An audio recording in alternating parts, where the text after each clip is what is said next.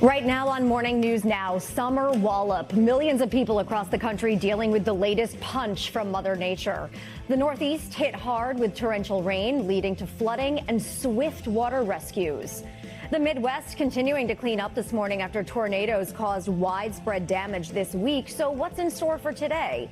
We'll let you know when we check the forecast with Angie Lastman in just a moment.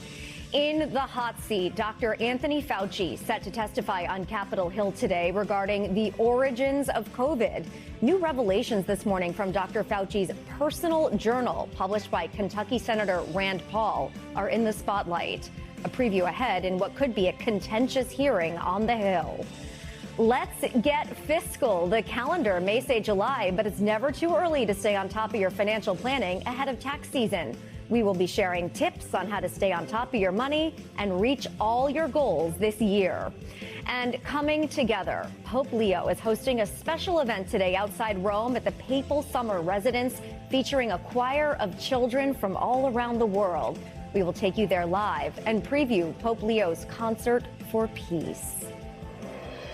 Good morning. It's good to be with you. I'm Jessica Layton in for Joe and Savannah today. And we start this hour with the powerful storms that are making their way across the eastern part of the U.S. In New Jersey, strong winds and driving rain took down trees and flooded streets. In fact, people had to push their cars through that deep water. In Paterson, just east of New York City, tow trucks lined up to pull stalled cars out of the street. The mayor there says the crew spent the afternoon rescuing people who were stranded by the floodwater. We've received over 20 phone calls relative to incidents involving the weather. We've had at least 12 people who had to be rescued. As you could see, we've had some cars submerged in the water. Meanwhile, first responders were also out in central Pennsylvania going through neighborhoods with rafts to help people and their pets who were trapped by the fast rising water. NBC News correspondent Emily Ikeda is following the storm and has the latest from Muncie, New York, on the border with New Jersey. Emily, good morning. Hey there. Well, that same system that devastated parts of the Midwest overnight, carving out a path of destruction on the East Coast as well. You can see this massive tree that was snapped and uprooted, practically swallowing this car here. And scenes like this have been seen across the Northeast because of the force of heavy winds and rains as well. In parts of the region, they saw up to 6 inches of rain that led to some flash flooding, turning streets and neighborhoods into waterways and leading to water rescues in parts of Pennsylvania and in New Jersey, where families and pets were seen pulled to safety on rafts. It also snarled air travel from D.C. up to Boston. Major airports saw ground stops and delays. It led to more than 10,000 flight cancellations and delays. And unfortunately, with more rain on the way today, those travel headaches are likely to linger. Back to you. All right, Emily Ikeda, thanks so much. For more weather updates, let's get a closer look at your Morning News Now. Weather meteorologist Angie Lastman joins me now. Angie, good morning. Hey there. Good morning. We've got another kind of active day across parts of New England. Notice that rain still in place early this morning, stretching from parts of New York and Vermont all the way to the coast. Plenty of alerts up, 13 million flood alerts at this point. And notice we've got some flash flood warnings included in that here as we get our day started. So roadways likely going to be a little soggy out there even as we get through the early morning hours. Notice this system still continuing to spin right near that coast, leaving us with the heavy rain across parts of the Northeast. We'll see drier conditions from New York to points south into Philadelphia and Washington, D.C. as compared to what we dealt with yesterday, but not so much for parts of New England. That's where we'll still see some of this pesky kind of intense rain hanging around. By tomorrow, we'll see less of coverage when it comes to the rainfall, but still looking for some kind of scattered showers across parts of New England. And the good news is that flood risk will start to kind of ease across that region. Not the case today, though. This is your flash flood risk. You can see where you've got those brighter pinks. That's a moderate risk stretching from portions of southern Vermont all the way into Massachusetts and Connecticut. We likely, again, will see those really intense rainfall rates per hour. So anywhere from 1 inch to 2 inches. Again, already saturated grounds. This is going to be problematic for some more flooding concerns through the day today. And by the time this is all said and done by Thursday, picking up another additional couple of inches of rain, up to 3 inches in some spots. As far as the heat goes, it still is building across parts of the Southwest, and we've got that high humidity remaining across the Gulf Coast. Notice Houston's feels like temperature today. 107 degrees. We've got 105 for what it'll feel like in Wichita. El Paso heads to 103 for your actual temperature. And there's more where that came from as we get into tomorrow. 112 for your actual temperature in Phoenix. We've got 89 in Kansas City, but feeling like 97. This is very typical for end of July, but we will likely see some potential record highs across much of these regions as we get through the next couple of days, hanging out into those 100 plus actual temperatures Friday, Saturday, and Sunday in Phoenix. Back to you. All right, Angie, thank you.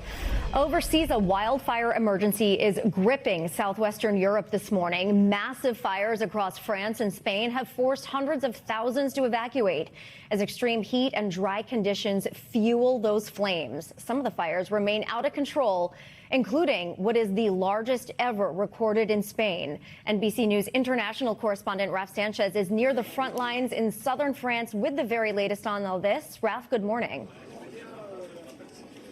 Jessica, good morning. We're outside one of the command centers where the battle against the flames is being coordinated. You can see these officers are actually poring over a map right now. And one of the commanders here told us there is basically flame in every direction outside of this town. Earlier this morning, the fires were only about a mile that way, and this fight is far from over. Relentless walls of flame raging across Europe as fire crews and military personnel battle historic blazes in France, Spain, and Italy. More than 360,000 residents and tourists have now been evacuated. One of the fiercest battles being fought in France's iconic Bordeaux wine region.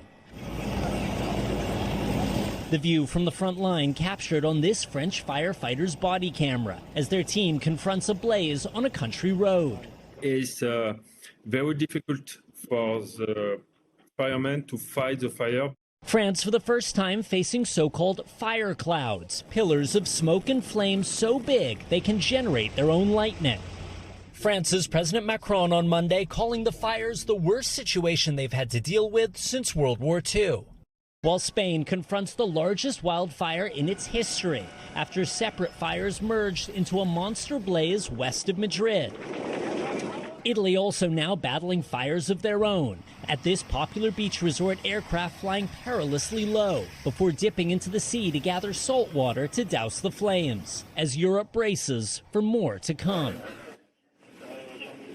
Now, there is good news and there's bad news in terms of the fight to contain the fire here in the Bordeaux region. Good news, over the last 3 nights, fire crews say they have kept this blaze from getting any bigger. Bad news, it is already in the mid-90s here right now. Very, very hot temperatures. That means more dry kindling, and it means more fuel for the flames. Jessica. All right, we'll be keeping a close eye on that, Raf. Thank you. Later this morning on Capitol Hill, Dr. Anthony Fauci will face a Senate committee hearing as part of an ongoing probe into the origins of the COVID virus. Fauci became a household name during the pandemic, leading the U.S. response and serving both former President Biden and President Trump. The hearing comes after Republican Senator Rand Paul released thousands of pages of Fauci's journal detailing reflections on how each administration handled that pandemic. NBC News political reporter Megan Brand joins us now to talk more about this. Megan, good morning. What is the purpose exactly of today's hearing, and what are we expecting to see? Hey, Jessica, good morning. Yeah, we can expect this to be a contentious hearing as Dr. Fauci appears before lawmakers. Senator Rand Paul has repeatedly criticized Dr. Fauci, accusing him of having lied to Congress, accusing him of having destroyed records. Now, these are things that Dr. Fauci has denied, but they've clashed previously in congressional hearings, and so we can likely expect to be there to be more fireworks later today. Now, in terms of the substance of the hearing, we can expect it to be discussed about the origins of COVID-19. There's been some disagreement within the intelligence community and the federal government about where COVID-19 originated, whether it came from natural human contact with an infected animal or whether it originated from a lab leak. We can also expect there to be conversations and questions about the U.S. response to COVID and the COVID-19 guidelines at the time. Now, as well as you mentioned, Senator Paul has released thousands of pages of Dr. Fauci's personal journal, and so we can expect that to come up a whole lot today in the hearing as well.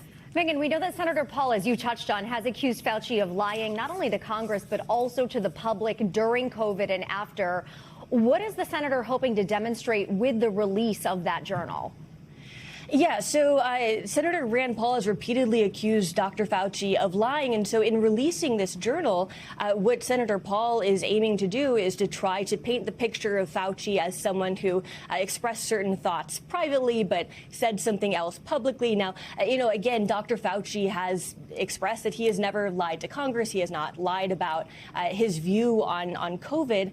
But the journal is also really interesting because it provides this near daily account about what was going through Dr. Fauci's mind during the height of the pandemic when he had this rising profile. So he reflects in that journal about things like the COVID-19 death toll, the case count as well as things like his rising profile in the public, talking about things like his calls with journalists as well as his calls with celebrities. Really interesting to get that sort of play-by-play of what this person who was at the head of it was thinking when so many of us were also just trying to survive the days. In the journal and in public, we know that Fauci has not held back about his views on the Trump administration. What is he saying about him? Yeah, so Dr. Fauci was pretty transparent in terms of what he thought about President Trump in those personal journals. At one point, he wrote that President Trump was on the campaign trail spewing nonsense. He also called President Trump someone who is really out of control. He called him a true embarrassment.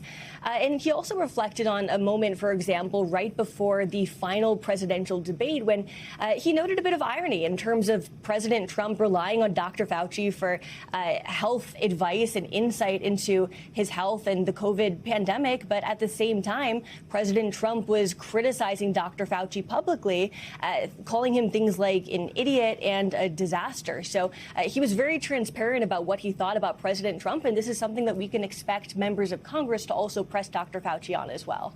Almost certainly will be some fireworks there today on Capitol Hill. Megan, thank you so much. World leaders and White House officials were at the National Cathedral yesterday for the funeral of South Carolina Republican Senator Lindsey Graham. President Trump, Vice President J.D. Vance, and Fox personality Sean Hannity were among those who eulogized Graham, all of them paying respects to Graham's work ethic and reflecting on his legacy in the Senate. The 71-year-old died on July 11th following an aortic dissection at his Washington, D.C. home. The president delivered this tribute. We gather in the deepest gratitude and profoundest sorrow to honor a beloved friend, a devoted brother, a respected statesman, a giant of the United States Senate. Lindsey rose from a small town in rural South Carolina, a place he loved so much, to become a constant fixture of American politics at the highest level. There can be no doubt that he lived absolutely to the fullest. He died doing the work he was born to do. Turning now to developing news out of the Middle East. U.S. Central Command says Iran launched new attacks against U.S. forces in the region overnight. The U.S. says they intercepted the incoming missiles. Now, these strikes come after the two sides paused direct attacks for days. Meanwhile, the Senate was also busy overnight working to advance some new sanctions against Russia in the war with Ukraine. NBC News senior White House correspondent Gabe Gutierrez is following all of this and joins us now with the very latest. Gabe, good morning. Jessica, good morning. The possibility for another escalation in this war ramped up again overnight. The U.S. Embassy in Baghdad reminding Americans of that do not travel advisory for Iraq due to the potential for missiles and drones in the region. Now, the war the president had predicted would last 4 to 6 weeks is now entering its 6th month. Overnight, the Iran war flaring up again. After a days-long pause in direct strikes between the two countries, U.S. Central Command says Iran launched multiple ballistic missiles in an attempted surprise attack on American forces in the Middle East. Adding the missiles were successfully intercepted. Iran says it targeted U.S. forces in Jordan in response to America's, quote, hostile actions. Meanwhile, CENTCOM also confirming overnight U.S. and Saudi armed forces jointly conducted strikes in Iraq against Iran-aligned terrorists. Though just hours earlier, President Trump had touted progress in peace talks, while again threatening strikes against Iran's major bridges and power plants if there was no long-term agreement, telling Fox News. I think we have a very strong position right now. They know I'm going to do that if they don't make a deal. The bridges are going to be gone. The president also meeting face-to-face at the White House with Israeli Prime Minister Benjamin Netanyahu for the first time since the war began. Earlier in the day, the president brushing off Israel's concerns about Iran trying to rebuild its nuclear program at one of its key facilities, Pickaxe Mountain. I don't need Bibi to tell me that. Bibi's telling me that because he wants me to stay involved. I know exactly what's going on at Pickaxe. It's not a big problem. Netanyahu now insisting their alliance is strong. It was one of the best meetings that we've had. While questioning the eventual success of U.S. diplomacy with Iran. I'm skeptical about the deal, and I say it openly. President Trump also meeting separately in the Oval Office with Ukraine's President Volodymyr Zelensky, who says they spoke about acquiring more Patriot interceptor missiles for his country's ongoing war with Russia. I shared what we need, our needs. I shared it with the president today. Overnight, the Senate taking the first steps to pass a sweeping Russian sanctions bill named after the late Senator Lindsey Graham, who championed it.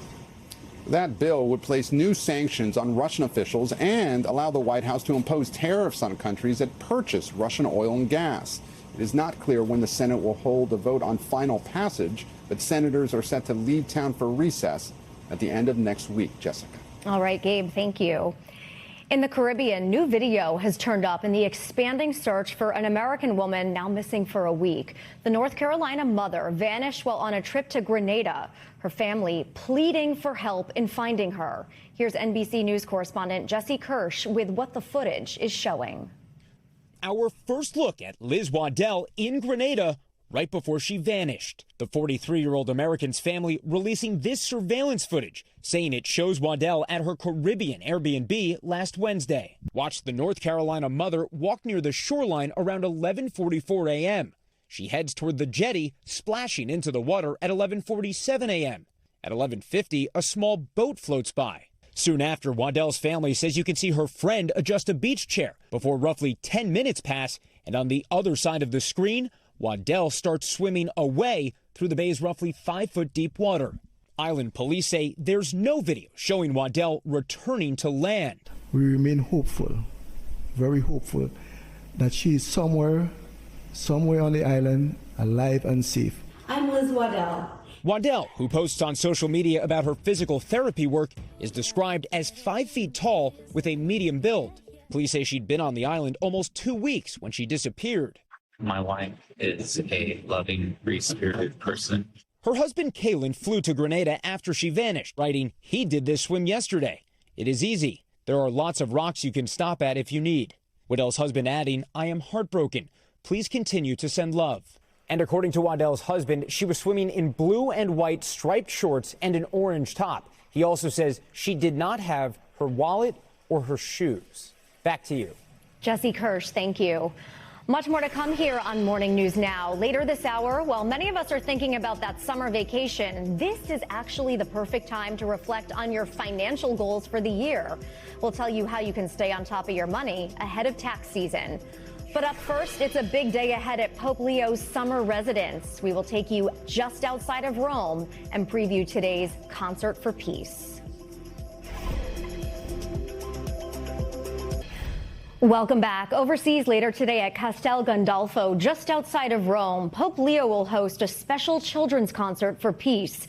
The event will feature Andrea Bocelli and a choir of more than 160 young people from all over the world, culminating in a moment of prayer led by the Holy Father.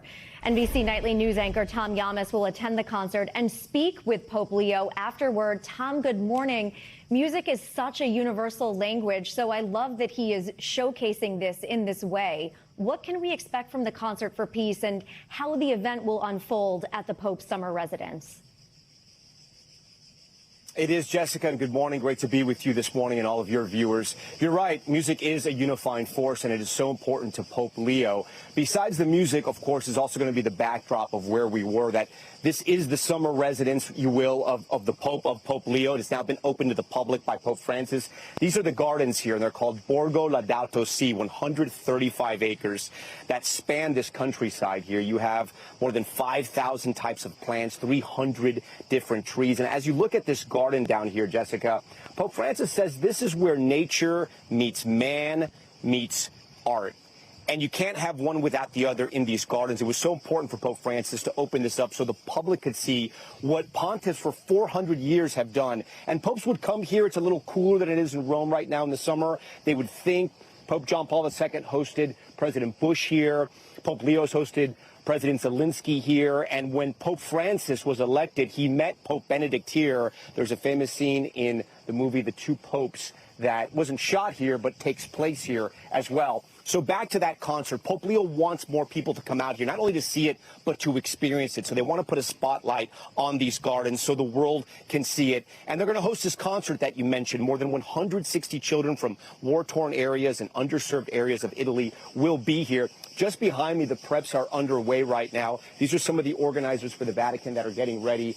This will be tonight here in the Borgo. I want to show you, you see a chair there with a yellow cover. I'm not sure if you can make it out because there's some people blocking it right now. But that's where the Pope's going to sit. And then over here is the stage. Right over here, those more than 160 kids from around the world will sing in a choir, and they'll be singing with Andrea Bocelli, and he will be here, the tenor, of course, singing with them and singing for the Pope and for the world. NBC is going to broadcast this exclusively with Telemundo. It's going to be later tonight here, just outside of Rome, but of course during the daytime there in New York and around the country. And so we're looking forward to the concert and hearing what Pope Leo, I should say, has to say. Yeah, in fact, you're scheduled to have a unique moment with Pope Leo. What do you hope to learn from him? You know, we have the first American Pope in the history of the Catholic Church, and we have an American president who has not been afraid to criticize the Pope, and the two have had words. It's interesting, though we've had Secretary of State Marco Rubio visit the Pope and Vice President J.D. Vance. It's been reported that the president and Pope Leo have never actually spoken, at least since he's become Pope. So I'm curious about that relationship. And, of course, I think everyone would like to know, will the American Pope visit America? There's a lot to talk about. The Pope sees this role right now as a peacemaker around the world. Again, I mentioned he had Zelensky here. There's the issues in Gaza and, of course, the war with Iran. So I'm interested to hear what he has to say about that, either at this concert or later. And, of course, migrants and the plight of migrants around the world has been a big issue for this Pope. So we'll have to wait and see what he has to say. Can't wait for that concert and cannot wait for that conversation. Tom Yamas, thank you. And there will be full coverage of Pope Leo's Concert for Peace later today, exclusively, as Tom mentioned, on NBC and Telemundo, starting at 1 p.m. Eastern. Then after the event, you can catch Tom's chat with Pope Leo on a very special edition of NBC Nightly News live from the Vatican at 6:30 p.m. Eastern. Coming up, new guidelines regarding blood pressure could have an impact on millions of Americans. Up next, the doctor is in and will tell you who should think about taking medication and stay on top of their condition. You're watching Morning News Now.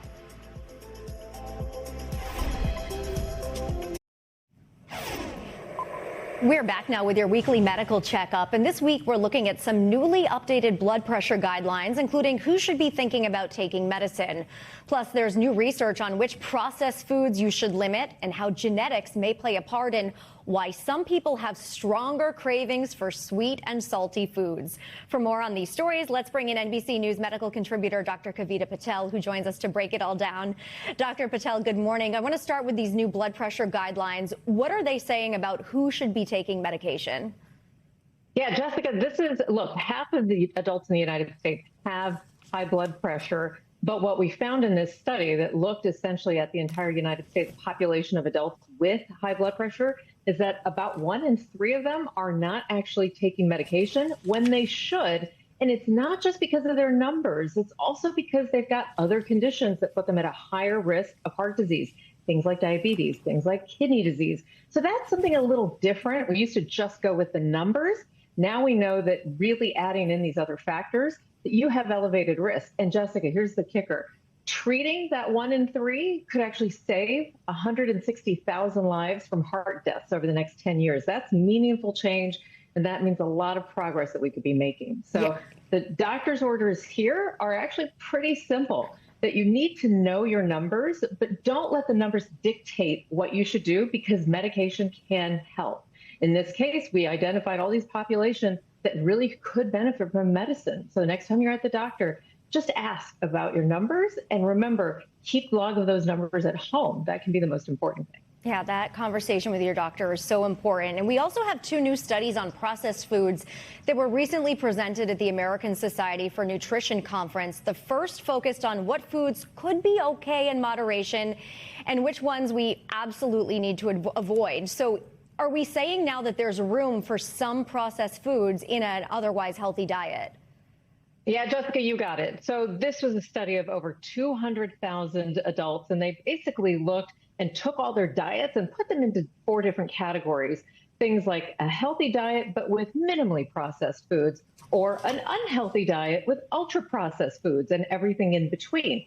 The results were a bit surprising to all of us, including myself, because they found that even with people who had some minimally processed foods, or even at time more processed foods, think things like processed milks or processed breads, that you could actually have a healthier diet overall. So this tells us that it's not just the processing of our foods, which we've talked about here many times, that processed foods can be bad, but it's also the quality of those foods and what they're offering in terms of nutritional value. So the doctor's orders here are also very straightforward. Make sure that you're actually looking at the labels, not just the buzzwords. Sometimes these things on the top of the food can or the packaging distract you. Turn it around, look at the labels, look at the nutrition content, cut out sugary drinks, and then try to limit processed meats. In that category of unhealthy foods with processing, meats and sugary drinks were definitely the ones to avoid. That was clear,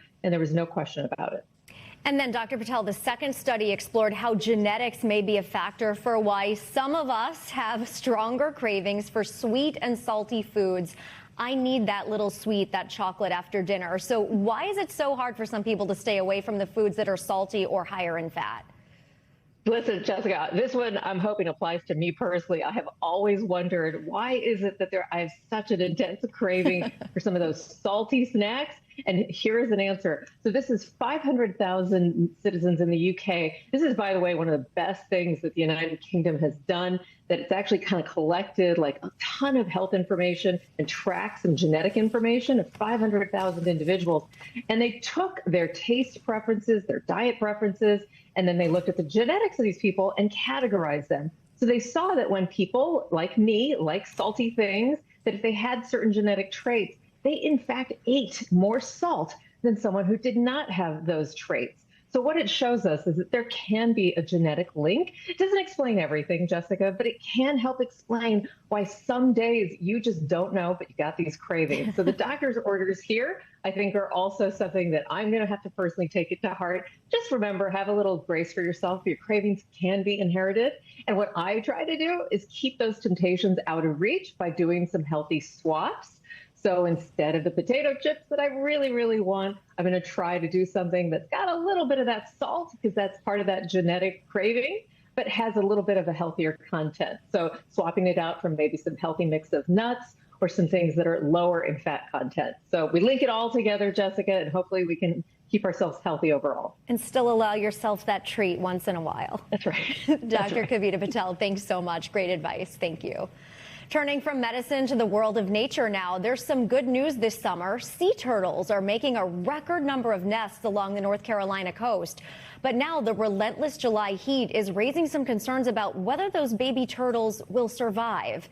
Bill Murray from our Wilmington station shows us how beach volunteers are protecting the nests and those growing families. Didn't we get 10 babies out the other day? Just a few crew members of Holden Beach Turtle Patrol out this time of day. Much of the work in the overnight hours. We just started putting our nest information signs up. Nesting season in full swing. A sight like this, a lasting memory. But there's no denying the month of July brutally hot. And those temps impact nature. We always say hot chicks, cool dudes. No joke. The hot beach sand can help determine a turtle's sex. Anything over 85 increases the odds of more females. The heat, it's going to be deeper. It's going to be hotter, deeper. Without the rain to bring some cool air, some cool water in, it could definitely sway the ratio of male to female. And over the years, that could definitely be a problem if you have more females. It's a busy year. Steve McNeil is raking away evidence. The smooth sand will tell a story if they find tracks. Last year we had 35, 36 nests. This year we're already up to 68, 69. That's taking a toll on volunteers, especially coping with temps this past July. Yeah, the heat impacts a lot of people, even the vacations. They said, it's just too hot to be out here. The turtles come to this area. It's a favorite area for them. The sight of a nest brings joy over generations. Donna McGowan's got 17 years invested. The heat brings with it fear, and in some documented cases, surprise. It's very troublesome when you go in at the end to excavate and inventory, and you see some unhatched eggs, and you open it, and it looks like it's been cooked. On day one, we dig down very, very softly and we find the eggs. The crew lets nature take its course. If it's hot, it's hot. And the good news this year, that hasn't happened yet. In certain circumstances, those nests will be moved. If it's on the wrong side of the tide line, if a turtle didn't make it up an escarpment. But turtles have been around for millions of years. And in this scheme of things, for them, what's a little heat? Their intuition, their instinct tells them what to do. So they manage somehow. I would say we suffer more than the turtles. That's my guess. With this hot weather, and who knows with the rain. Regardless, this crew ready, willing, and able to help make that journey up and back a success. Our thanks to Bill Murray for that report. Coming up, it may be July 29th, but it's always a good time to stay on top of your money. So when we come back, we're sharing tips on keeping your financial goals in check and how to maximize your savings before the next tax season. Stay with us.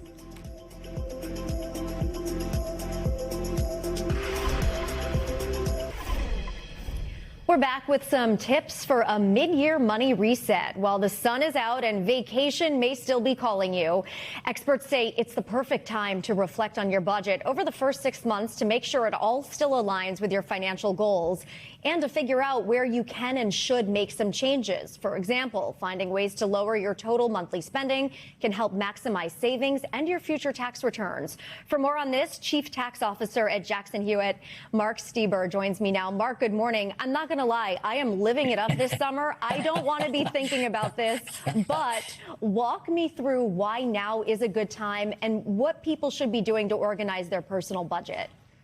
Well, your taxes are your largest single financial transaction every year, and a lot of people just partition that off to an hour on April 14th or the last minute. And nothing could be a more big mistake on your finances than ignoring your largest single financial transaction, your tax return, your refund, or balance due, especially as lives get complicated with side gigs and part-time other work and your full-time job. You really need to take assessment. And right now, in the middle of the year, halftime, as it were, is a great time to do that. It's easy, it's fast, it's simple. You take half a year's activity, double it out, adjust for anything else that you know is coming, do the same thing for your withholding or your estimates, calculate your taxes using any online internet tax engine, and see where you're going to be in 6 months. And if it's not where you want to be, or if it's like last year and you're really disappointed, take some action. Put a little more in your withholding. Put a little more in the 401k and get the match. Take some HSA benefits. Do a few things a little at a time, and you don't have to eat the whole big steak at once, and you can get the result at tax time that you want. If that's a big refund, you control that. If you're getting a big refund and you want more cash now, you control that. But you have to have a baseline, and that's the mid-year tax projection, and then take some action. Many people partition off their taxes to hope strategy or luck strategy. Doing a mid-year checkup will give you an actionable strategy that can give you the results that you want, but you have to take some time and do it. Little housekeeping for the finances. October 15th is the final deadline for anyone who got an extension on their 2025 tax return paperwork. What can those folks do to prepare now for next year's tax filing? Well, first of all, get it done. No reason to wait. It's never a good idea, especially when 3 out of 4 people are getting refunds. This year we're bigger than ever. Why would you wait until October to get that money that the government owes you? So get another best practice, not only doing the mid-year checkup, but give the tax return the attention it's due and do it early. Get that money early. And if you owe, you still don't have to pay. So take assessment of this year when you do your taxes, especially if you extended. And if you didn't get the result you want, make that the catalyst to get something done different this year. Plan a little, save a little, put some money aside a little, and get it done early and take care of business, because you're going to be doing this for 30, 40, or 50 years. If you develop some good best practices, that can pay big dividends, and I mean cash refund dividends over that term, and put more money in your pocket. But it's not luck. It's not accident. You have to do it. Mark, any changes to any of the tax laws that people need to know about?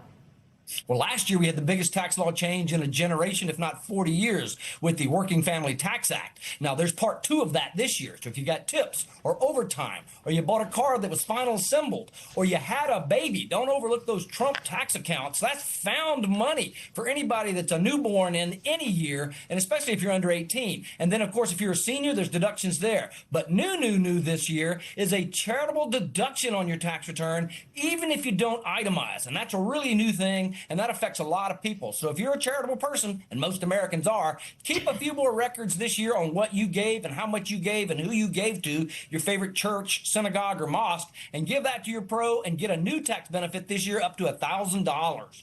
And Mark, number one tip, number one takeaway to help people stay aligned with their financial goals and priorities.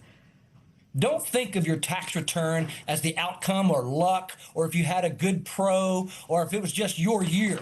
You control your tax refund through your record keeping, through your withholding, through your estimates, through your documents of your deductions. So if you take a little more action, call it an hour a month, you can put $500 in your pocket with just better results. And that's like paying yourself $50 an hour. So don't think of your tax return as a roulette wheel or an online game. It really is business, and you need to take care of business to keep more of your money. Not a CPA from New York and 100 hours a month. 1 hour dedicated to kind of keeping track of your stuff will pay big results. I see it every year. Mark Stieber, you gave us, and especially me, a lot to think about. Thank you so much for joining us this morning. Great to be here. Go get that money and do that mid-year checkup. Got to get that money. Sticking now with money, the rise of AI has inspired the creation of a new word, chipflation. Now that chip makers are focusing on the high-profit world of AI data centers, fewer chips are being made for the electronics that we all need in our daily lives. So that's leading to higher price tags. Reporter Deanna Dewberry from our station in Rochester, New York, is looking at ways you can save on your electronics. I come here even if it's windy, snowy, rainy, or sunny. 6-year-old Devon loves this local learning lab. His little fingers keyboard with far more comfort and confidence than many adults. That's because computers, Chromebooks, and tablets are now considered essential learning tools. Tools that now cost far more than you may expect. People usually have saved around $800 for a laptop. And for a very long time, that's a reasonable amount. That's no longer the case. Get ready for sticker shock. Median price has actually climbed up to $1,600, which is double what people have saved up. For example, Apple has increased the prices across 14 product lines, and it's not alone. Experts say giant AI data centers are to blame for a huge shortage in memory chips. But there are only 3 major companies that make these chips. And so they've shifted a lot of their resources to this high-performance AI memory, which leaves less manufacturing capacity for the consumer stuff. And those manufacturers have warned the shortage could last until 2030. I don't even think we've hit peak laptop prices yet. I think they're going to continue to go up for a while. Oh, wow. So one of the things that parents like me look for is perhaps refurbished tech. Mm-hmm. Is that a good idea? It really is. While you may sacrifice on battery health and cosmetic scratches, you can score big on savings. I recommend people shop either the major manufacturers, get your refurbished products straight from them, or major retailers like Best Buy. Look for a place that offers, things like a 90-day return policy or an extended warranty. Our thanks to Deanna Dewberry for that report. Now we want to tell you about a growing online scam that uses AI to tug at your heartstrings. Emotional videos are popping up on social media, persuading users to support a cause that might not even be real. NBC News chief consumer investigative correspondent Vicky Nguyen shows us how AI is supercharging the way scammers can get to you to open your wallet and the red flags you need to be careful of. Someone please stay 9 seconds to tell my son his crocheted handbags are not ugly. At first watch, the tears running down Jaden Knott's face are hard to ignore. Now everyone is making fun of me for making these bags. Jaden says he's being bullied for crocheting handbags he sells online. His videos have racked up nearly 9 million views on Facebook, with dozens of commenters saying they're buying his bags to support him. What about his story really drew you in? The fact that he was being bullied, that really, tugged at my heartstrings. Sheila Dews Johnson says the videos pulled her in and she spent $50 thinking she was helping a boy in need. Mo Clark says she paid close to $100. To hear that somebody's being bullied because of their gifts and their talents or because they're different, you want to support them. But some customers express skepticism. I still don't believe it's a Black-owned business. Cybersecurity expert Yoav Karen suspects Jaden's content is AI generated based on the blurriness of text throughout certain parts of his videos. I mean, the story around it looked suspicious for me. What we are seeing here in this video is just a normal person being impersonated. Karen says it's nearly impossible to detect AI content just by seeing it, especially on a phone screen. And it's costly. The FBI says scams using AI to request money have now cost consumers nearly $893 million. While Jaden's Facebook says he's based in Washington, D.C., the page manager on the account is located in Lithuania. We reached out for comment, but never heard back. You stole my stuff and I didn't give you any permission. Jade Ham says it appears a similar account with an AI persona is using her content. Are you 100% sure these are your videos? Yes. The 19-year-old went viral for crocheting her own prom dress, but check out the resemblance between her videos and an account called Jaden Shells. Have you tried to contact the social media platforms to get this content taken down? Instagram, it was successful because I was able to report it as fraudulent activity, but on TikTok, I tried reporting, but they clear it as if nothing wrong is happening. A spokesperson from TikTok tells NBC News they have since removed both accounts and emphasizes that the platform offers many ways to report impersonation. What is your advice you would give to other consumers? What I've learned is that don't take anything at face value anymore. Buyers beware. Vicky Nguyen, NBC News. For her podcast series, The Drink, our friend, NBC News Daily anchor Kate Snow talks with people at the top of their field all over a drink of their choice. And this month, she sat down with the hilarious Leslie Jones. They covered it all, from her military childhood and how she accidentally became a comedian, and of course, her unforgettable run on Saturday Night Live. The pair also talked about Jones's brand new HGTV show, Roast My Rental, which premiered last week. Here's some of their conversation. Action! Leslie Jones, what is your drink? Thank you. It's ginger ale with a splash of grapefruit and then a squeeze of lime. Oh. It's good? It's We're in the Pebble Bar. We're in Manhattan. We're in Rockefeller Center. I want to go back. So you're born in Memphis, right? Memphis, Tennessee, babe. Your dad's in the Army? Yes, my dad is a sergeant in the Army. So, you're an Army brat. Yeah. You moved a lot in the South. Did you get a scholarship for college? I got a scholarship for basketball for college. You're interested in so many things. Comedy's not one of them until... I met this black girl, Danita Holmes. Danita, what's up, baby? We still friends today. We walking through the student union one day, and there was a sign that said, funniest person on campus, sign up. And she was like, you should sign up for that. You are so funny. And I was like, girl, you crazy? I'm not finna do that. I can't do that. And I met her later that night, and she was like, I signed you up. I said, why? Why would you do that? I told you no.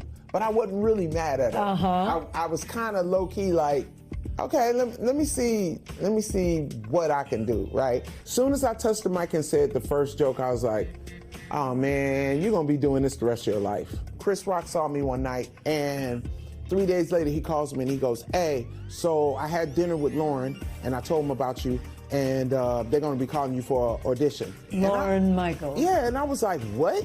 I'm not no sketch comic. I'm a real comic.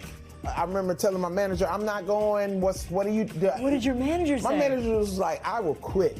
He was like, you must lost your damn mind. And I was like, you know what? Whatever. Let's do it. I did my set, and then I ended with, my name is Leslie Jones. Peace. Seriously?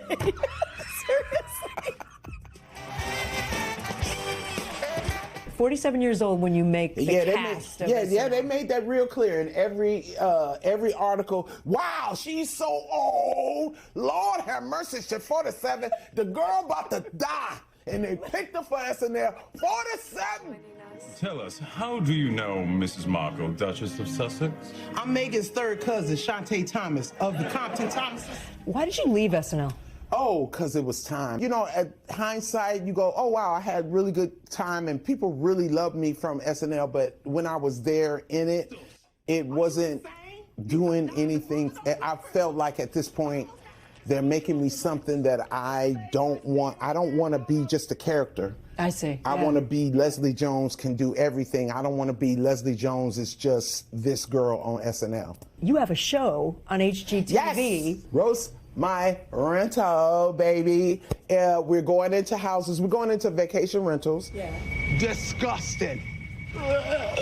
And we're, you know, I roast them. The craziest vacation rentals. This is hard, but a piece of advice for anybody out there. Man, don't stop dreaming. It don't stop until you dead. Leslie Jones. Yes. It's really fun to talk to you. Yes, baby. Thank you.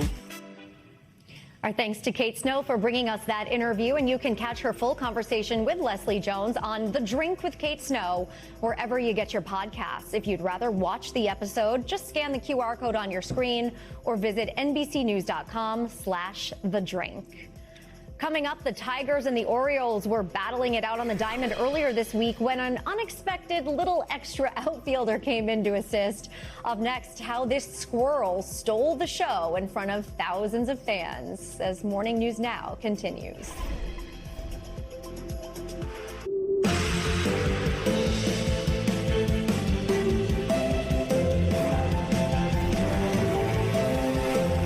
It is good to be with you on this Wednesday morning. I'm Jessica Layton in for Joe and Savannah today. Right now on Morning News Now, all washed out. Millions along the East Coast weathering yet another dangerous deluge of severe weather that brought intense downpours to major cities like right here in New York. Further south, take a look at this. Rare funnel clouds spotted in states like Virginia and Tennessee. It's all leaving thousands in the dark still today. So when might we start to see sunny skies again? Angie is here with your full forecast coming up. Also this morning, pressing play, that days-long pause in direct attacks between the U.S. and Iran appearing to buckle overnight after U.S. Central Command says they intercepted multiple missiles launched at American forces. The response from the White House after President Trump waded through two separate high-stakes meetings with Israel's Benjamin Netanyahu and Ukraine's Volodymyr Zelensky. More on their conversations amid this latest escalation in the Middle East. Plus, more COVID clashes expected on Capitol Hill this morning. Dr. Anthony Fauci set to appear before Senate lawmakers in the wake of some pretty eye-opening revelations from his personal journal that have now been made public. But what exactly is on the table today? We are taking you to Washington. And itching for an answer later in the hour, why some experts say swatting those pesky mosquitoes with mini drones, yes, drones, might not be the most buzzworthy solution to curbing a nagging population. Lots to get to this morning on a very busy Wednesday, but we begin this hour on Capitol Hill, where Dr. Anthony Fauci is set to appear before a Senate committee as part of an ongoing probe into the origin of the COVID virus. Fauci led the U.S. response to the pandemic under both the Biden and Trump administrations. It all comes after the public release of some of Fauci's personal thoughts during the end of a decades-long career in public health. NBC News White House correspondent Monica Alba joins us now with more on this. Monica, good morning.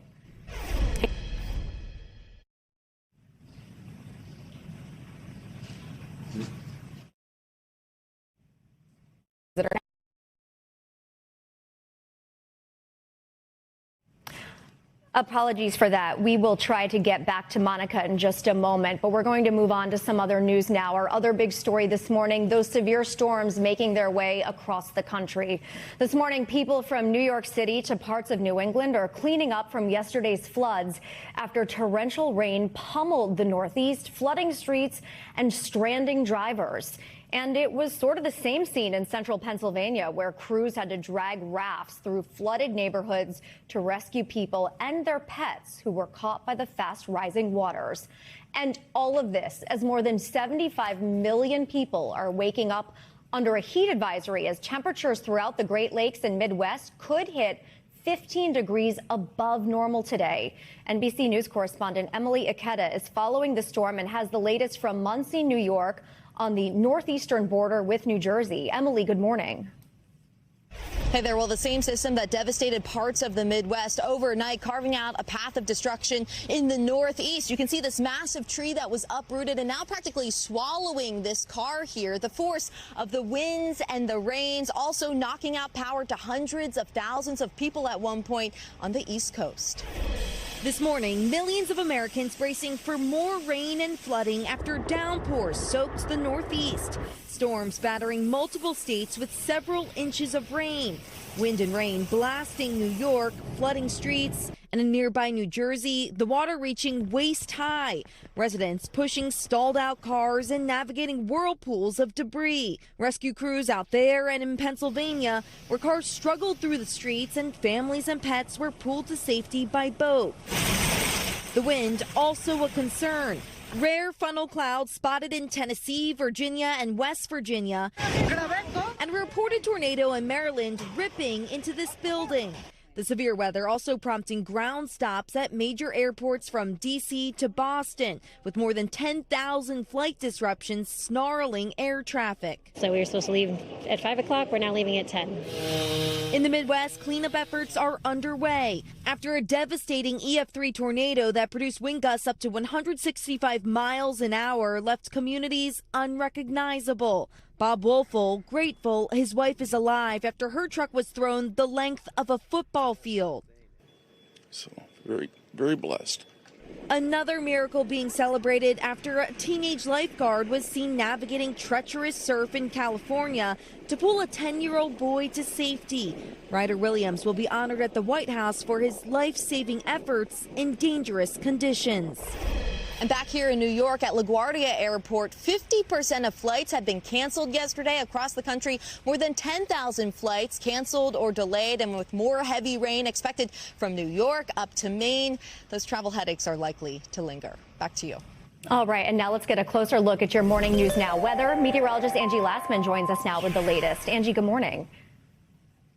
Hey there, good morning. We've got another kind of active day across parts of New England. Notice that rain still in place early this morning, stretching from parts of New York and Vermont all the way to the coast. Plenty of alerts up, 13 million flood alerts at this point. And notice we've got some flash flood warnings included in that here as we get our day started. So roadways likely going to be a little soggy out there even as we get through the early morning hours. Notice this system still continuing to spin right near that coast, leaving us with the heavy rain across parts of the Northeast. We'll see drier conditions from New York to points south into Philadelphia and Washington, D.C. as compared to what we dealt with yesterday, but not so much for parts of New England. That's where we'll still see some of this pesky kind of intense rain hanging around. By tomorrow, we'll see less of coverage when it comes to the rainfall, but still looking for some kind of scattered showers across parts of New England. And the good news is that flood risk will start to kind of ease across that region. Not the case today, though. This is your flash flood risk. You can see where you've got those brighter pinks. That's a moderate risk stretching from portions of southern Vermont all the way into Massachusetts and Connecticut. We likely, again, will see those really intense rainfall rates per hour. So anywhere from 1 inch to 2 inches. Again, already saturated grounds. This is going to be problematic for some more flooding concerns through the day today. And by the time this is all said and done by Thursday, picking up another additional couple of inches of rain, up to 3 inches in some spots. As far as the heat goes, it still is building across parts of the Southwest, and we've got that high humidity remaining across the Gulf Coast. Notice Houston's feels like temperature today. 107 degrees. We've got 105 for what it'll feel like in Wichita. El Paso heads to 103 for your actual temperature. And there's more where that came from as we get into tomorrow. 112 for your actual temperature in Phoenix. We've got 89 in Kansas City, but feeling like 97. This is very typical for end of July, but we will likely see some potential record highs across much of these regions as we get through the next couple of days, hanging out into those 100 plus actual temperatures Friday, Saturday, and Sunday in Phoenix. Back to you. All right, Angie, thank you. In the Middle East now, the days-long pause in direct strikes between the U.S. and Iran appears to have come to an end.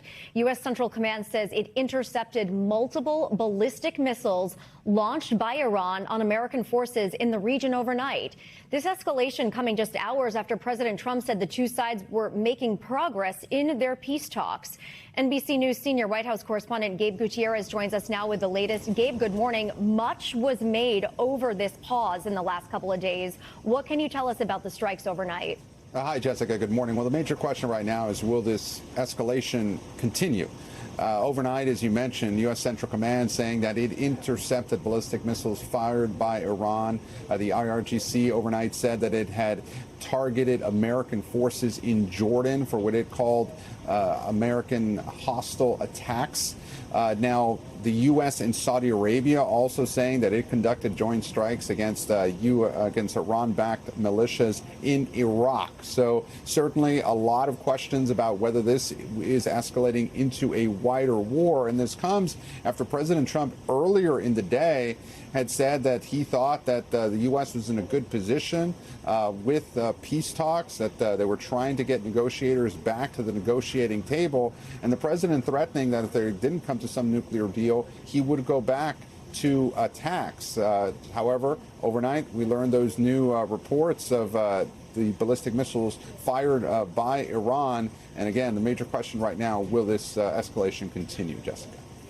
Right. And Gabe, in the midst of all of this, President Trump met with Israeli Prime Minister Benjamin Netanyahu at the White House yesterday. It was their first meeting since the war began. It was behind closed doors, but what have we learned about what happened in that discussion? Right, and it is interesting, right? Such close allies, yet they had not met face to face since this war began back in late February. Prime Minister Netanyahu said that it was a good meeting, one of the best meetings he's had with President Trump. But going into it, there were some discussions about whether the Prime Minister was trying to potentially drag the U.S. back into this war by bringing up Iran trying to rebuild its nuclear program at one of its key facilities, Pickaxe Mountain. In an interview the president had just before his meeting with Netanyahu, he brushed off those concerns, saying that he didn't need Netanyahu to tell him that he knew what was going on at Pickaxe Mountain, and he didn't think it was a problem at this point. But coming out of the meeting, the prime minister, again, said that it was a positive meeting, and he did say that he's skeptical of any potential deal with Iran. But both the White House and Prime Minister Netanyahu's office said that it was a positive meeting behind closed doors, as Netanyahu was here in Washington to attend Senator Lindsey Graham's funeral. And President Trump, we know, also met with Ukrainian President Volodymyr Zelensky yesterday, and also some senators. What do we know about those meetings? Well, yes, Zelensky was in town as well for Lindsey Graham's funeral, but he did meet with President Trump here at the White House. And certainly that always brings up concerns about the potential for any deterioration in that relationship. Of course, it was early on in this second term that Zelensky was here at the White House when President Trump lashed out, saying that he didn't have the cards, and warned him that he needed to be careful moving forward, and essentially urging him to come to some sort of peace deal with Vladimir Putin. In this case, however, Zelensky and President Trump seem to have a warming relationship. Zelensky says that they talked about the possibility of acquiring more Patriot interceptor missiles, as well as getting licenses to produce, for Ukraine to produce them. And then after after that meeting, Jessica, overnight, Zelensky went to Capitol Hill, and the Senate took its first steps to pass this new Russian sanctions bill that is now named after Senator Lindsey Graham that would punish any countries that do business with Russia by purchasing their oil and gas, and also potentially sanction Russian officials. Now, it's unclear when the Senate will bring up that bill for final passage, but senators are set to leave for their August recess at the end of next week. Jessica. All right, Gabe, covering a lot for us this morning. Thank you. In economic news, the Federal Reserve is expected to keep interest rates on hold when policymakers meet later today. But high inflation and high gas prices sparked by the Iran war have put the prospect of a rate rise back on the table now. NBC News business and data correspondent Brian Chung joins us now to talk more about this. Brian, good morning. So why is the Fed expected to keep interest rates steady today instead of increasing them? Yeah, good morning, Jessica. The Federal Reserve is expected to hold interest rates steady. At least that's what most economists are saying, because they want to continue to see exactly what is going to be the impact of the war with Iran on the U.S. economy. As we know, and we've already been feeling at the pump, there are higher gas prices as a result of higher oil prices. And the thinking is that now that this has been a prolonged conflict since all of this began in the later part of February, well, the bleed through from those higher energy costs could lead to higher overall inflation. And what does the Federal Reserve usually do when there is inflation? They usually hike interest rates. The question is whether or not they choose to do that today, or do they choose to wait for a few more months of data before they decide to do so. Now, even if they do hold interest rates steady, as the economists do expect them to do today, there is still a high chance that they could consider an interest rate hike as soon as their next meeting, which would be in September. Now, I should also point out there is also a wild card here, which is, of course, Federal Reserve Chairman Kevin Warsh. He is presiding over his only second meeting at the central bank after being appointed by President Donald Trump earlier this year. Could he try to corral some of his colleagues into delivering a surprise interest rate hike today? That would certainly be something that might draw the ire of the president, who has been very vocal in wanting lower interest rates. Jessica. Brian, what might today's decision mean for consumers and all of us managing bills and finances? Yeah, well, it is kind of a double whammy here, because you have higher prices from the war with Iran, which we've all been feeling at the pump, as AAA says that the nationwide average is $4.09, certainly a far cry, and a lot higher from the nationwide average pre-war of $2.98. And you also have now higher borrowing costs as a result of the expectation that the Federal Reserve is going to have to respond to those higher prices, higher inflation, by raising interest rates. So for that reason, we've already seen things like mortgage rates on the 30-year fix rising. The current average, according to Mortgage News Daily, is 6.76%. It's been flirting with almost the 7% level. That is a lot higher than where it was at the beginning of this year, when it was around 6%. That has certainly been unwelcome news to prospective home buyers that have wanted to get back into the market but are dissuaded by those higher borrowing costs. That's unlikely to get help from a Federal Reserve that could hike interest rates later on this year. I don't even feel like I remember the days of $2.98 gas. And Brian, this is Kevin Warsh's second decision on interest rates as the Fed chair. How has his leadership been different from his predecessor, Jerome Powell?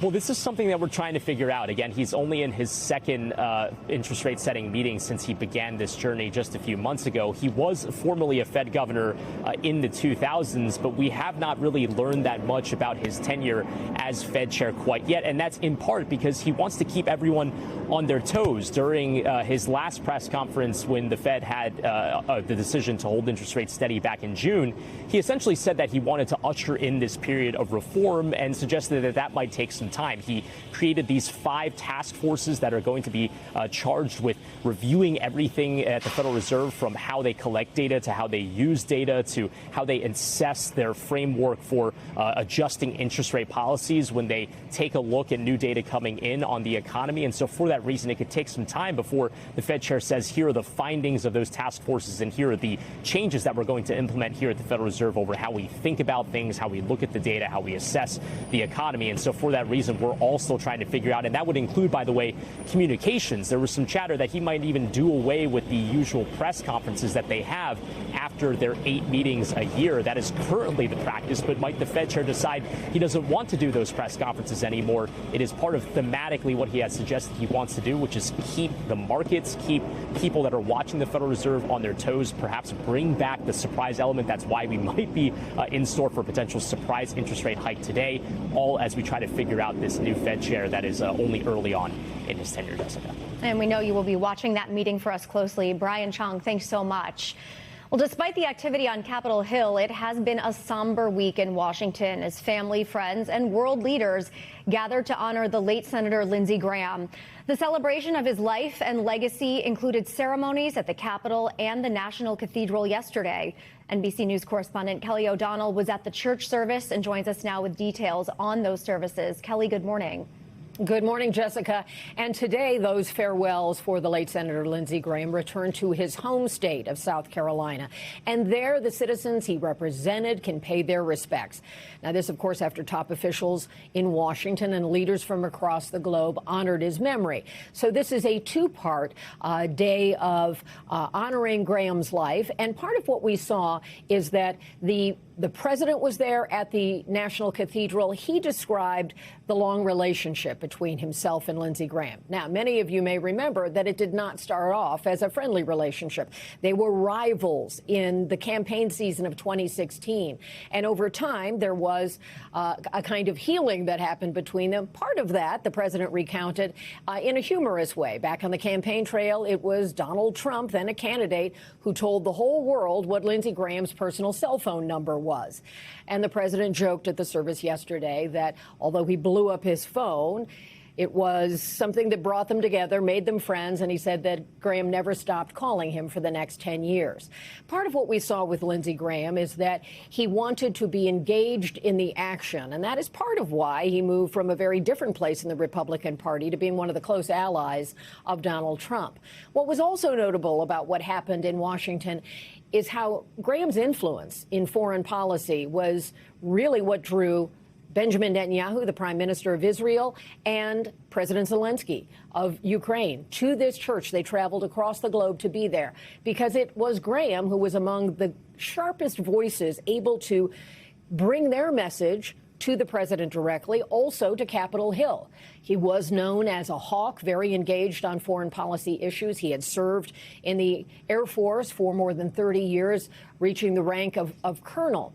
Many also commented about Graham's sense of humor. That was one of the notable things that people said helped him to bridge another kind of divide across the partisan aisle. He had friendships in the Democratic Party, those who were independents, and the whole range of MAGA Republicans and traditional Republicans. That humor, that quick wit, was something that he always brought to conversations. And it allowed him to then have the sort of negotiations, the kind of working together that many people say they want in leaders, but it can often be hard to find. So Graham embodied that.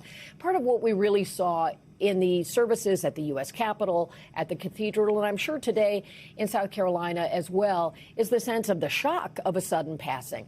At 71, that is beyond retirement age for most jobs, but in Washington, that's being in his prime. So Graham's death, unexpectedly, apparently from a heart attack based on what the findings from the autopsy were. That was a real shock to the system here and to his unique place in the Republican Party and in that foreign policy space. So that certainly affected the robust crowd. Every seat in the cathedral was filled. Those who worked for Senator Graham, many lawmakers, dignitaries, people from his home state, members of the media like myself who had known him for many years, were there to celebrate his life and honor his life. It was also a chance for people to reflect on how Graham's absence might be a part of the national conversation going forward. For example, who will be that person who is on the phone with President Trump all the time, talking about how to bridge the divide with Republicans in the Senate, or to try to push forward certain issues, like lawmakers are now talking about a Russia sanctions bill that, of course, relates to the Ukraine war. The president had not necessarily been eager to to get on board with that. Graham had pushed it extensively, and other lawmakers say they will try to pick that up and move it forward in his absence. Also a friend of Israel. That war has been controversial, and Graham has been at the forefront of that. President Trump talked about in almost every kind of issue, whether it was immigration, whether it was the Save America Act, which relates to election security, whether it was the midterms or all those foreign policy issues, Graham always wanted to be in the center of the debate, in the conversation. And that was part of what, in some ways, made him change his role over the years, some of his positions, some of his alliances. But he was always effective and influential based on his accomplishments and based on what lawmakers in both parties have had to say. So the shock of it all has now opened a door for his sister, Darlene. Graham stepped in to raise her when she was just 13 years old because their parents died within just a year. He was off at college, and he took steps to formally adopt her so she could get his military benefits. They have had a close bond over the years, and the part of Graham's life that many of us did not know as much about, his family life, was certainly evidenced over these last days because his many nieces and nephews and his sister's grandchildren talked about the family trips and the time they spent and his devotion to family, that they were the center of his world. And that was certainly coming through in the emotion we saw from them. And now the challenge for his sister, Darlene, who has been appointed to serve in his Senate seat that's been vacated by his death, but is now planning to also run for the full term. The timing of his passing came as he was on the ballot in November for another 6-year term. Darlene Graham is at present filling the period of months until January. Now she's put herself in the arena, like her brother, to ask the voters of South Carolina to support her. Today, she and her family will be in South Carolina for her brother, Senator Lindsey Graham's final farewell and burial. Jessica? Kelly O'Donnell with a wrap up on that. Thank you so much. We want to get to the latest now on those historic wildfires burning in Europe. Fire crews and military personnel in France, Spain, and Italy have been called to the front lines to help bring the fires under control as more than 360,000 people have now been evacuated. NBC News international correspondent Raf Sanchez is near the front lines of the fire just outside of Bordeaux, France, and has the latest. Raf, good morning. Hey there, yeah, we're outside one of the mobile command centers where the battle against the flames is being coordinated. You can see officers here are poring over a map. One of the commanders told us that there is pretty much fire in every direction outside of this town. Earlier today, the flames were only about a mile that way. Now, there is good news and there is bad news in terms of the fight to contain the flames here in the greater Bordeaux region. The good news, over the last 3 nights, fire crews are saying they have stopped the flames getting any bigger. The bad news, the temperatures here are already in the 90s. That means more dry kindling, more potential fuel for the flames. It is a similar picture in Spain, where they are also dealing with extreme heat as well as very, very intense winds as they fight what is now the largest fire in Spanish history. Evacuations have continued in this area. Another 4,000 people were ordered to evacuate, mainly from tourist sites alongside France's Atlantic coast. And pretty much every firefighter in the nation of France is involved in this fight right now. And this is a battle that is far from over. I'll send it back to you. All right, Raf Sanchez, thanks so much. Much more ahead here on Morning News Now. Stay with us.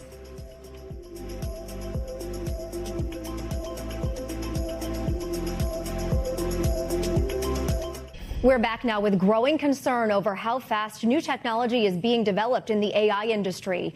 In a petition released late yesterday, some of America's leading AI companies are now calling on the federal government for help. More than 1,000 employees at leading firms like OpenAI, Anthropic, and Google's DeepMind have signed the letter asking U.S. officials to lead a global effort that would, quote, deliberately pace AI automation. The initiative would help develop technical and policy tools in coordination with other countries. They say these tools would give companies, governments, and society at large more time to address possible risks, develop security measures, and strengthen AI oversight.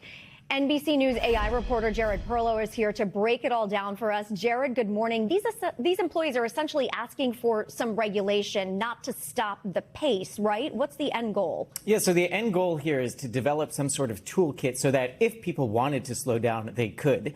These employees, 1,000 employees from America's most advanced AI companies, as you said, OpenAI, Anthropic, Google DeepMind, also Meta, some other startups.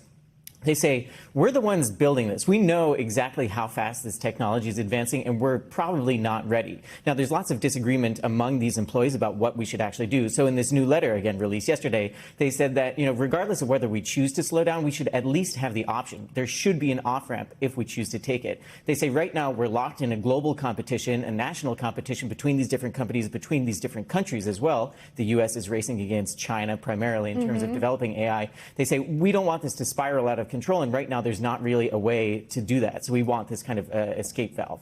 So it is coming days after OpenAI says one of its unreleased models escaped a testing phase, hacked another AI service provider. The company said it deactivated, encrypted, and restricted the testing model after the incident, but it sparked a lot of warnings about industry experts and caused a lot of concern in the public about, is AI advancing faster than the humans can keep up? And I have to admit, this kind of freaked me out a little bit. What is this saying about where we are? Yeah, I think it should have freaked you out a little bit. It freaked out a lot of the researchers. Yeah. So I think basically, if you take a step back, we're now at a point where the people developing this technology say we don't fully know how it works. It's a black box to them.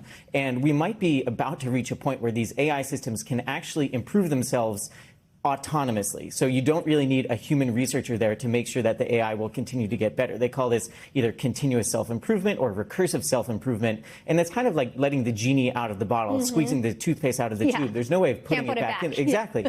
And these researchers who are building it saying, we might be around the corner from doing this. So I think everybody should be a little bit freaked out. And as you mentioned, there was this incident just a couple of weeks ago where the most advanced model system from OpenAI, it was conducting a test and basically said, well, I'm going to stop at nothing to perform this test well. So I'm actually going to hack into a separate company. I'm going to break their cybersecurity defenses to get what I need. And they actually just came out yesterday. It seems like they actually hacked into 4 more services that we didn't know before. That was reporting from Reuters that just came out. So I think we should be, sufficiently scared. Kind of the analogy I say is if that 1,000 chemists and biologists who are building some really potent new tool said, we're building something super dangerous here and we want the government to get involved, people would probably listen to those people. Yeah, I think it's okay to take a pause, slow down the pace a little bit. Jared Perlow, thanks so much. That's great insight. Thank you. We thank you for watching. And remember, stay updated on breaking news and top stories on the NBC News app or watch live on our YouTube channel.